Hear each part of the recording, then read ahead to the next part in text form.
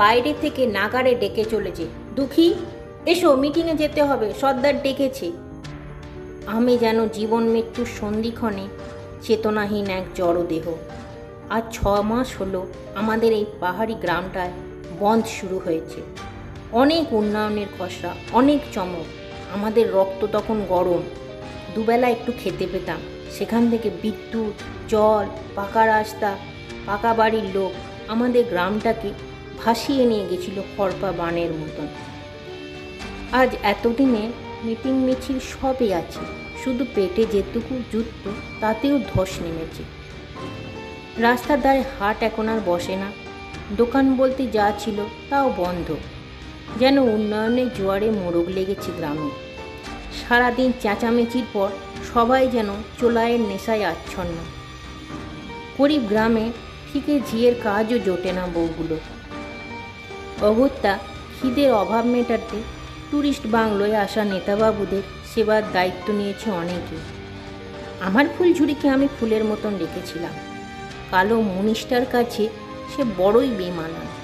সারাদিন গরু ছাগলের খাটালে খেটে যা পেতাম, আর ফুলঝুরির কিছু সবজি চাষে আমাদের দুজনের আর মুনিয়ার হয়ে যেত। 4-5 দিন মেয়েটা জ্বরের ঘরে পড়ে আছে। সোমবার যা জোগাড় করেছিলাম তাতে ফুলঝুরি 1 হাঁড়ি ভাত আর 4টে আলু সেদ্ধ করে রেখেছিল। মেয়েটা জ্বরের ঘরে খেতে পারছিল না, রুটি খাওয়ার বায়না করছিল। সন্ধে হলেই মিটিং আর বরাদ্দ চোলাই খেয়ে টলতে টলতে ফিরে মরার মতন ঘুমিয়ে পড়তো গ্রামটা। সেদিন ফিরে দেখি মেয়েটা খিদে ছটফট করছে, ফুলিকে খামচে ধরছে, কামড়ে দিচ্ছে। ফুলি সহ্য করতে না পেরে ছিটকে দিল। দেওয়ালে মাথা লেগে মুনিয়ার যন্ত্রণায় ছটফট করতে করতে ঘুমিয়ে পড়ল। আমি মেয়েটার পাশে লাশের মতন পড়ে রইলাম। ভোরে ঘুম ভেঙে ফুলিকে দেখতে না পেয়ে আমি পাশে খুঁজতে বেরুলাম। ফুলির ডিম, পাউরুটি, দুধ নিয়ে ফিরে আসছে। কোথায় পেলি? কোনো উত্তর এলো না। দুধ গরম করে ফুলি মুনিয়ার মাথায় হাত বুলিয়ে ডাকতে গেল। মুনিয়া তখনও ঘুমোচ্ছে। দুধ ফুটে উতলে উঠল, ডিমও সেদ্ধ হয়ে গেছে। মুনিয়ার ঘুম ভাঙল না। রাগ, বিতৃষ্ণা, ঘেন্না নিয়ে ফুলিকে কঞ্চিটা দিয়ে পিটিয়ে দিলাম। 6 মাস ধরে সঞ্চিত আক্রোশগুলো ফুলির ওপর ঝরে পড়ল। উন্মাদের মতো নেশা আমাকে চড়ে বসলো। হাতে পয়সা নেই, রাতে মিটিংয়ে না গেলেও জুটবে না। অগত্যা মেলায় ফুলিকে 2টো মোড়া কিনে দিয়েছিলাম, ওইগুলো নিয়েই বেরিয়ে পড়লাম।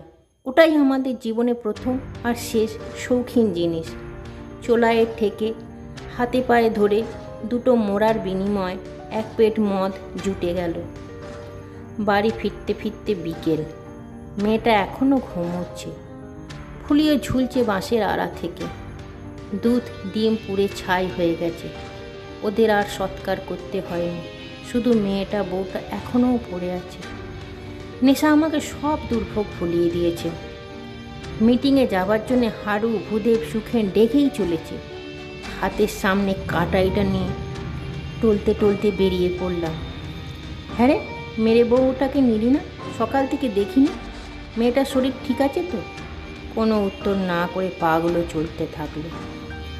ওরা উন্নয়নের ঘরে বলতে থাকলো, আজ আবার ছাগল মাংস আর চোলাই আছে, পেটটা ভরে ভাতটা খেতে হবে, কদিন খিদের ঘোর কাটবে। জল ভর্তি বালতি থেকে 1 কুচো মাংস, আলু আর 1 থালা ভাত 15 দিনে একবার আমাদের বরাদ্দ। নেতাবাবু বিনা পয়সায় সেবা দেন। মাসের 2টো সপ্তাহ খাটালের মালিক 1 দিনের বেতন কেটে নেয়। কারণ জিজ্ঞাসা করলে বলে, নেতাজি তোদের নিয়ে মচ্ছব করবে আমার খাটালের ছাগল দিয়ে। আমি দাম কোথায় পাবো? তাই তোদের থেকেই নিতে হবে। রেগে গিয়ে বলেছিলাম, খাবে পুরো গ্রামের লোক আর এই কজনের বেতন কাটবে? আমরা নালিশ জানাবো। জানাগে যা, আমার ছাগল দিয়ে তোদের মচ্ছব নেতা আমার কিচ্ছু করবে না। আজ ছাগল খেয়ে কাল আবার আমার সাপ্তাহিক বেতন কাটা যাবে। মাঠের কাছে এসে দাঁড়ালাম।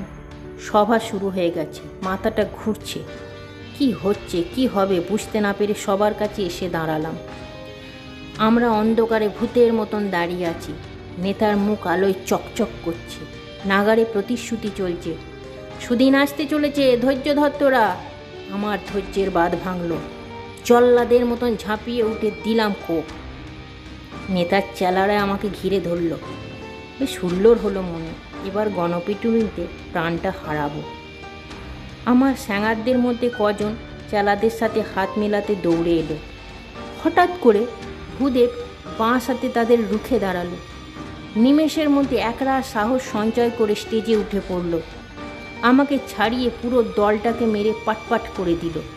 ভূদেব আমাদের নতুন ভূস্বামী হবে। চোখে মুখে এক বদলে যাওয়া মানুষের ছবি দেখতে পাচ্ছি।